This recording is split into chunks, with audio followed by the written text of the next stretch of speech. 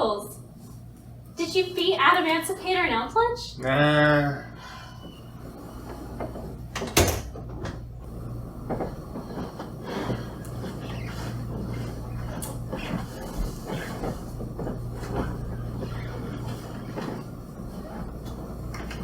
You didn't beat them, did you? That bastard at Konami said the format would change in 3 months. It's crazy. I have spent bundles. I do not think it is ever going to change. They betrayed me, they didn't keep their promise, and now I am the Megalith fool. You know what you need? You need to play Megalith. Haha, you know I don't play combo decks. If you love me, you would play it. Good afternoon, Jank enthusiasts. I'm MBT, and this is 10-Minute Testing. It's been a bad month to count on my integrity. As you should all know by now, I host a monthly tournament called the Yu-Gi-Oh! Quarantine Series. If this is the first you're hearing of it, boy did you luck out! I'll be streaming it tomorrow starting at 11 a.m. Eastern Standard Time. The winner of the most recent installment of that tournament, Rycape, begged me to do something I had previously pledged to avoid. But with Fool now printed, I think it's time to read Megalith. Before we begin, if you're on the fence about subscribing, let me sweeten the pot for you.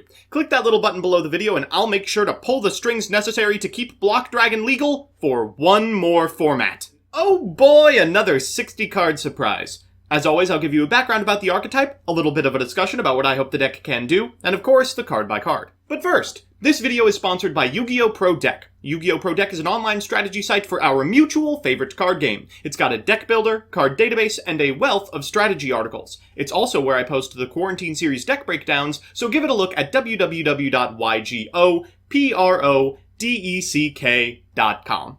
Now let's mess with Megalith. Like Necros, Megalith are a series of ritual monsters that aim to resolve the inherent problem with the summoning mechanic, namely that you need about 16 specific cards to perform a summon. These monsters can ritual summon without ritual spells, instead opting to use their monster effects to perform a ritual summon either by using themselves as material from field, summoning from the hand as a quick effect, or in Fool's case, summoning from the deck. This might seem like a cute way to pivot between different bosses and not a lot else, until you realize that none of their monster effects, which include searches galore, are once per turn. By chaining long ritual summon combos, you can easily add between 5 and 300 cards from your deck to your hand, and as the graveyard fills with the blue boys used as material, Block Dragon and the combos it enables get ever more accessible. We aim to use our normal summonable 4-star monsters to search pieces of Fool, then their bodies as material to facilitate Gallant Granite. From there, we can search Block Dragon, then begin chaining together Ophiels and Hagiths to add Unformed to hand and monsters to graveyard. Finally, the Dragon Ruler of Rocky Boys makes an appearance, transforming the archetype from capable toolbox deck to nearly unstoppable combo behemoth. By flexing Halqifibrax and Linkross combos, we can make, with almost unmatched consistency and through interaction, a 3-material Appaloosa, a Borreload Savage Dragon, a Naturia Beast, and a Fool, followed by a Magician of Black Chaos Max and a Megalith Bethor on our opponent's turn. If you can think of a deck that can realistically play through that, I invite you to take a look at the Equalizers in Rise of the Duelist and cry a single tear when you realize Triple is a spell card. So with that, let's get into the card by card. Firstly, our incantations. 3 Chalice Slime, 3 Talismandra, 3 Pensaplume, and 2 Candle. Next, our 4-star summons, 3 Senju, 3 Manju, and 3 Guardian. After that are our Megaliths, 3 Eritron, a quick effect ritual summoner from hand, 3 Ophiel, who searches a Megalith, 3 Hagith, who searches a spell, 3 Fool, which adds a Megalith to hand from graveyard and can ritual summon from deck, 2 Oak, whose monster effect to summon is quick, and 2 Bethor, who can pop between 1 and 9 cards. We're also on 2 one-ofs, 1 Phaleg, who increases attack, and a Magician. Finally, we've got the combo crew, 2 Adamancipators and a Gigantes alongside a Recover and a Blocky Boy. For spells, we're on 3 Dark Ruler, 3 Preparation of Rites, 3 Called, 3 Unformed, and the Searchable, Portal, and Inception. We're also playing 3 Infip, just because. In the extra, we are on Borreload, Natbeast, Herald, Marcher, Gallant Granite, Abyss Dweller, Access Code, Appaloosa, Boral Sword, Unicorn, Phoenix, Halqifibrax, Mrs. Radiant, Cross Sheep, and Linkross. You have pretty much 2 flexible spots among these. So with that, let's jump into the games. Our first match is up against Numeron Guru. Man, imagine a new release breathing life into old archetypes, and then using those cards to supplement Guru.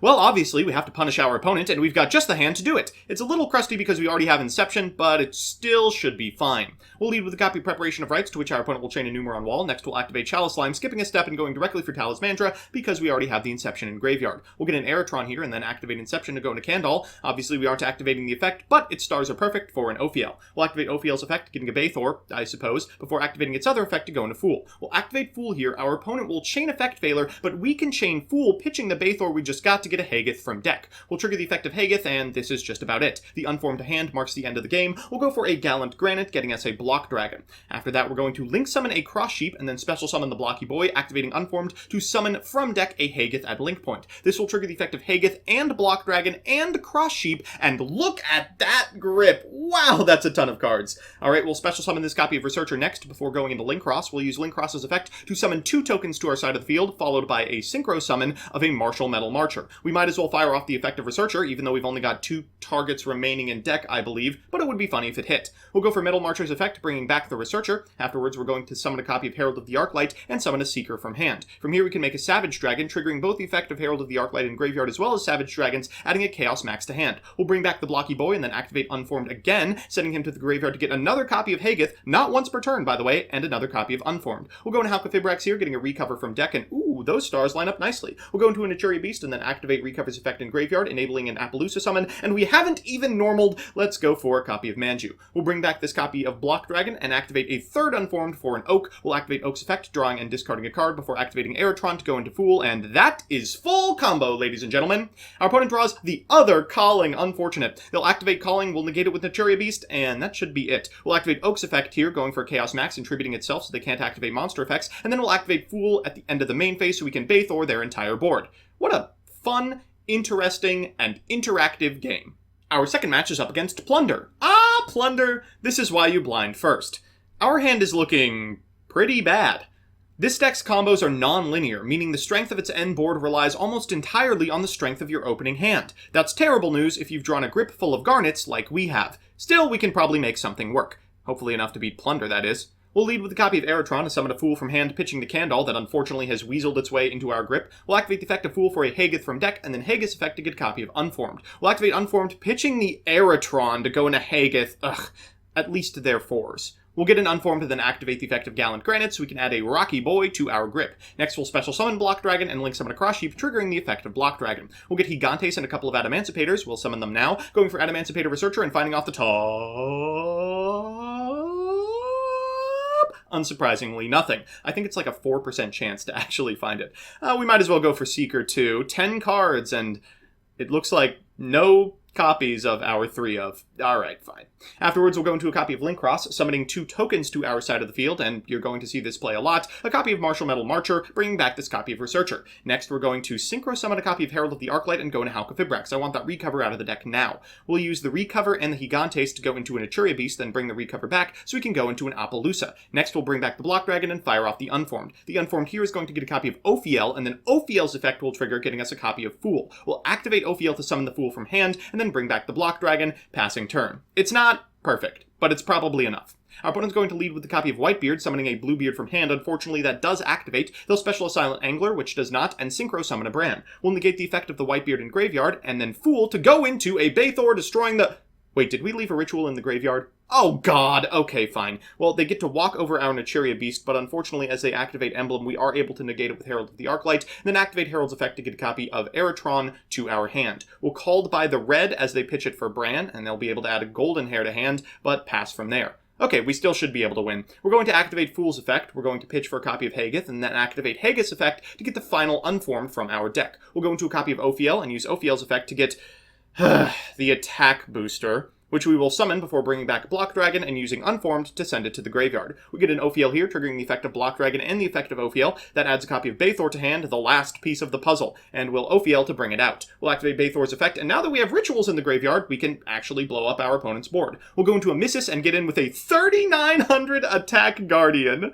So it's time for game 3, and you know what that means, a best of 3 versus meta. Our opponent's playing Infer Noble Knight. Now, I won't make any claims about the meta-ness of this strategy as of yet, but it certainly looks promising. Let's see if we can take it down. Thankfully, we are going first. We're going to normal summon a copy of Guardian and then Aeritron into an Ophiel. Another weird grip. We're going to get a Fool to hand before activating Ophiel's effect, eating a Ghost Ogre, and then negating it with Guardian's effect. Afterwards, we'll get a copy of Fool out of our grip. We'll use Fool to put back the Ophiel, turning it to 4, and then its second effect, tributing the Ophiel to get a copy of Hagith. We'll activate Hagith's effect, adding an Unformed to our hand before going into Granite and getting the big Rocky Boy. We'll special summon him, then activate Unformed here in order to go into a Hagith, adding an Unformed to hand, and chain blocking so we can resolve the effect of Block Dragon. We'll get our usual suspects minus a Gallant Granite, as it's already been used, before going into Cross Sheep and activating Unformed one more time, ritual summoning to Link Point a copy of Ophiel. We'll trigger the effect of Cross Sheep and okay, that's pretty good. A lot of easy discards there. We'll go into a Link Cross, getting 2 tokens to our side of the field, and now this play! Martial Metal Marcher will bring back this copy of Researcher, and then afterwards we will Synchro Summon a Herald of the Arclight and summon a Seeker from hand. We'll go for a Borreload Savage Dragon and trigger the effect of Herald of the Arclight for a copy of Chaos Max, equipping it with a Cross Sheep. We'll activate Seeker's effect and we only have 2 in deck from this position, so it's super unlikely. What do you know, we whiff again. We'll go for a Portal before Link summoning a Hauka Fibrax and getting out a Recover. We will, as always, get out the Block Dragon and go into an Appaloosa before activating Recover's effect, and unfortunately I don't think we can actually extend past this point. Maybe I mismanaged some things. Our opponent will lead with a copy of Neospace Connector. We'll negate it with our Appaloosa. They'll 3 Tactical Talents, but we can blow the Borreload on it. They'll pass turn, and we should be able to win from here. Okay, Senju's a fantastic draw. We'll spend our normal summon on that. In order to get a copy of Aeritron to hand, we'll activate its effect to go into a copy of Fool. Fool's effect will add Aeritron back, trigger the effect of Portal, and prompt a concession. So it's time for game 2, and yeah, we were always going to have to go second eventually.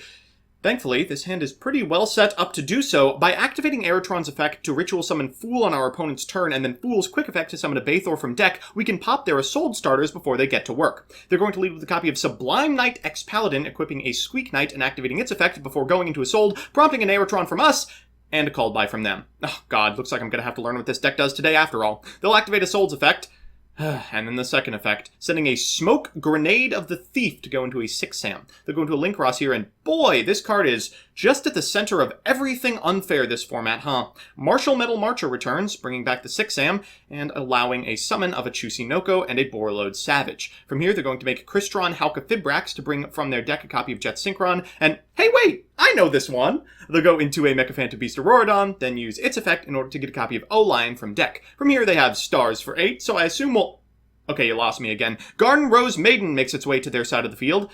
They'll activate the graveyard effect of O-Lion and bring back Jet Synchron to go into a Coral Dragon and oh my god, they're going to draw 2. Ravenous Crocodragon, they're going to draw an Infip and an Effect Veiler. They'll bring back this copy of Coral Dragon and go into a Charles, equipping an Olivier from graveyard before activating Charles's effect at end step, destroying their own Smoke Grenade of the Thief to Thoughtseize us. Miserable! We draw pretty much the best card in our deck. We'll activate Preparation of Rites for a Chalice Line, which we will then activate to get a Candle. We'll activate Candle's effect, and yeah, let's go to game 3. So it's time for that all-important game 3, and we have opened a hand that's weird but good. We have a normal summonable Manju, which is exactly where we want to be, and though we've drawn 2 of the 3 cards we want to search off Block Dragon, I think we'll live. We're going to lead with a copy of Manju. We'll use its effect in order to add Incantation Chalice Lime to hand, whose effect we will activate to summon a Candle. We'll activate Candle's effect, adding an Incantation Inception to hand, which we will use to ritual summon the Hagith. We'll activate Hagith's effect to add an Unformed to hand before activating Inception's effect, summoning a Talismandra from deck, and unsurprisingly, snagging a Fool. We'll summon that Fool with Incantation Inception, and then activate Fool's effect in order to put the Bethor back, and overlay for a Gallant Granite. Now, we don't yet have the material to banish for the Block Dragon, so we'll tag from the Fool into an Ophiel, from the Ophiel into a Hagith, and then activate its on-field effect to go into a Hagith, into an Unformed, and now we've got 3 rocks in the graveyard. We'll banish those to make a Block Dragon, and then Link summon a Cross Sheep, triggering the effect of Block Dragon for some pretty decent follow-ups. We'll go for an Adamancipator Researcher, and just one time. Come on, one time for the video. Oh, God. It's really just playing the lottery in this build. We'll go for Seeker and try again. It's our last opportunity to do so. Guardian, Guardian, Guardian, Guardian, Guardian, Guardian! Whatever. Alright, afterwards we're going to Link summon a copy of Link Cross, getting 2 tokens to our side of the field, and I am fighting off Slumber at this point, a copy of Martial Metal Marcher, which will summon back the Adamancipator Researcher, and enable a summon of a Herald. We'll go into Savage, triggering the effect of Herald as well, in order to get a Chaos Max to hand. We will equip a copy of Cross Sheep before making Hauka Fibrax, summoning a Gigantes to enable a Synchro Summon of Naturia Beast, and making an Appaloosa. This is absolutely full combo. We'll bring back Block Dragon to go into an Oak from deck, and I think that's really all we have to commit to. We'll activate the effect of Oak, Oak to get more material in Graveyard, enabling a final summon of Block Dragon before passing it back to our opponent. They'll start with an Neospace Connector, which we will negate with Appaloosa, and then afterwards we'll activate the effect of Oak to make a Black Chaos Max and pop itself so they can no longer activate monster effects. We'll negate their spell, and they'll concede. So we're back with the deck, and okay, I don't know exactly how meta Infernoble Knight is going to be, but this seemed absolutely crazy. Let's do the pros and cons. First, the pros. 1, it's consistent? I know, I'm as surprised as you are, but I played this for probably 4 hours total, and I managed maybe one hand that didn't make an unbreakable board through interaction. 2, the setups are immense. Adamancipator has kind of opened the door in terms of high-level combo theory, but the boards this ends on accomplish things that even that deck couldn't do. And 3, it's very forgiving. I'm no combo master, as you can see, but even though I messed up constantly, I reaped the rewards. And the cons. 1, it's not a good deck for Edo Pro. Turn off the timer if you want any chance of making it through your turn and its draw phase effects. 2, it's taxing. Like Adamancipator, its combos are not linear and are very draw dependent. You're always under pressure to pivot and never guaranteed your setups. And 3, it's gonna utterly die when they ban Block Dragon. All in all, this deck is obscenely powerful, extremely fun, and accomplishes all of this while playing 21 blue cards. That's a feat that hasn't been met since 2015, and I hope we get a whole format out of it before the inevitable ban. So that's that. As always, thanks to my patrons, Meatmoto27, Dominic Ernst, Harrison Karp, Alex Perea, Blue Boy, Candyman, Crispy, Dimsum05, Intercrest, King Magic Ruler, Meteor Mirage, Mike Carlotti, Rose Lapine, Seeker, Space Dandy 1993, Sir Tachyon, Stevie Blunder, Tyler Slacks, Tyrese Biggums IV, Adam Trevino, Adrian Bra, Amid Elefandi, Algis Marcin Kavicius, Andrew Benson, Andrew Horseman Linderman, Angry Bread, Apex Systems, Billy Williams, Blake Root, Ken Deed, Chad Bortz, Chibi Gohan, Torps Away, CJX, Connor Kidd, Dan the Man Hoban, Darcy Taves, Devin Dees, Dylan Conley, Donnie Phillip, Dunkoro, Distrin, Emperor Stove, Ernesto Ibarra, Fighting Fangwong, FUTR, Gamer Games, Gavin, Charlie Kowski, Gustavo Secon, Isaac Jackson, Jaden Ya, Jared Lorman, Jason Leonard, Jeff Leonard, Gel Du Rado, Jose Luis Cortez, Kybercorp Shill, Corey Hess, Kurakaze, Lavender Lemonade, Lawrence, Lucas Geardas, Lucky Number 5, Lucas Arizo Hansen, Meadow Edits, Meds for Feds, Mezzo Emrys, Michael Oscavar, Camino Arashi, Moira Brownwolf, Nick Extreme 99, Nick Dolores, Pro FP2, Pro Yugi Dad, Sam Soon, Second, Sophie Forster, Standards Objective, Swag Kage, Tim Holloway, Yuri's Best, Zach Jenchusky, Zach McKee, Bleh, Dive Missile, Josh, Picnic Blastit, This Machine 237, TJ Steakhouse, and Yukie. If you like what you see, please consider subscribing. And if you want to be part of the process, consider following me on Twitch as well. See you next time.